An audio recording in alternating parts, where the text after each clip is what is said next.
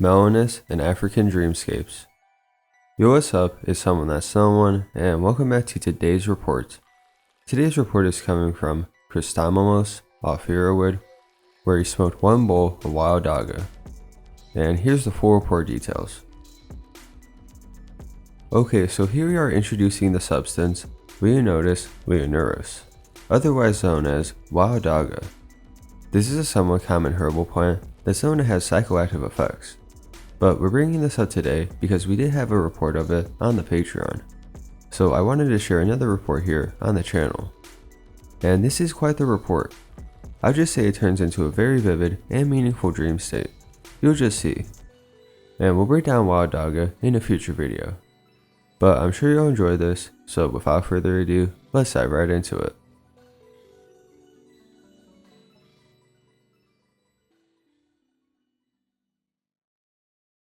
A while back, when I first heard about Salvia divinorum, I purchased a sample package from an online company. It contained a nice selection of different varieties of other herbal products, including the Salvia 20X. Whoa! I also got a couple different herbal smoking blends, Blue Lotus, some nice yopo seeds, which after a few absolutely mind-blowing salvia trips, I'm now a little more open to trying that special little lady, as well as a few grams of wild Dagga and wild Dagga flowers. Up until now, I haven't smoked much more than the salvia and the blends, and have been putting the wild Dagga off.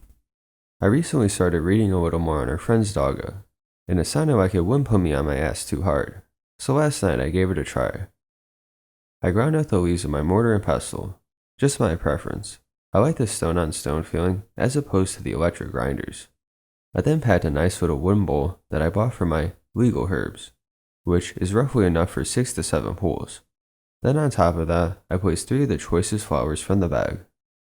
The smoke itself was slightly harsh, but bearable. Not unpleasant tasting, but I suggest mixing it with some of your other favorite smoking herb, just to cut the slight roughness in the throat. It did produce for me a little more phlegm and saliva, but nothing too bad. The feeling I got from it was that of a very mild marijuana buzz. No insightful musings or anything psychedelic. Just a calm, relaxed, mellow state of being. This lasted for about 20 minutes or so, until I went to sleep. Now, this is where the Dagga really worked her magic. So I had a pretty deep sleep, and I have one 2-part dream that I can remember, just before my damn alarm went off. Now lately, I haven't been remembering my dreams. I used to have very vivid dreamscapes, mostly when I was smoking a lot of weed, and experimenting with psychedelics, meditation, yoga, astral projection, and all that wonderful stuff. I've been a fool the last few years, and I've been really slacking on that part, but as of late, I haven't been able to recall any vivid dreams. This is how the dream went. It started, from what I can recall, with me walking down the street. I came to a river embankment, which for some reason had a station for a sky tram that went over the river. It was surrounded by a small Egyptian-themed amusement park / museum of sorts, with all manner of pyramids, obelisks, and a great statue of Anubis. So I get on the tram and travel over the river. When I get off, I meet a small African boy who is pushing a wooden cart. He tells me that he needs to see his uncle to bring him something. And in this cart he's pushing, there's about an inch or two of some dark-looking liquid. So we get into a clearing, and his uncle's there waiting for us.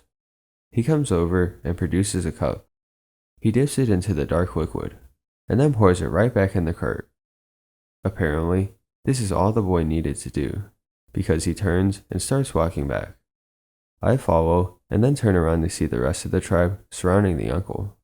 They are all waving their arms to come back, but the boy doesn't turn around.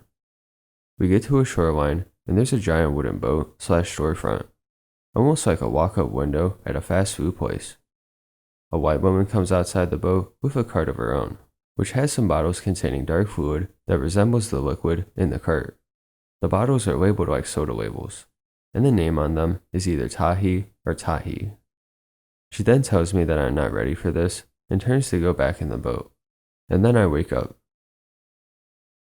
Well, my interpretation of the dream is that the fluid represents the Dagga, which can possibly be made into a tea. Now the white woman telling me that I'm not ready just means that she is a representation of her European overlords, who don't want us to find out our true nature as gods in human form. Now, before you get all antsy, I'm white, but I know the deal. We all came originally from Africa, but somewhere along the line, the Europeans took over the entire globe, and now we can't get legal weed. But I digress. Anyways, the dark fluid can also represent the dark matter of the universe. Our melanin, the pineal gland / third eye, which that is in all of us, and is the key to unlocking our minds and finding the potential for our spirits to ascend and seek out our souls. Well, in summary, wild Dagga is a good herb to smoke for relaxation, as well as a tool to go into deep REM sleep and take a journey to your subconscious mind.